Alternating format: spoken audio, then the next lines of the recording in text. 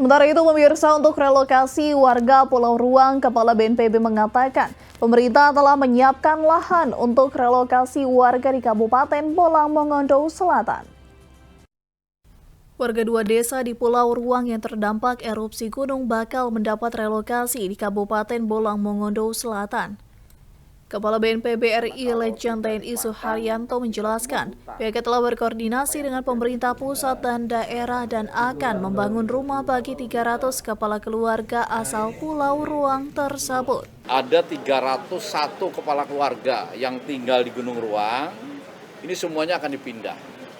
Pemerintah daerah sudah menyiapkan lahan, nanti 301 itu akan dibangun oleh PUPR.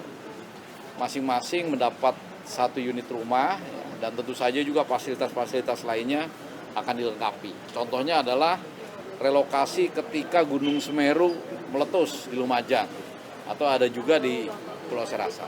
Secara umum seperti itu, ya. Saat ini pemerintah tengah berupaya untuk mengevakuasi seluruh warga yang terkena dampak erupsi Gunung Ruang ke tempat yang lebih aman, yakni ke Kota Bitung, Kabupaten Minahasa Utara, dan Kota Manado. Eka Putra melaporkan untuk Kawan WA TV.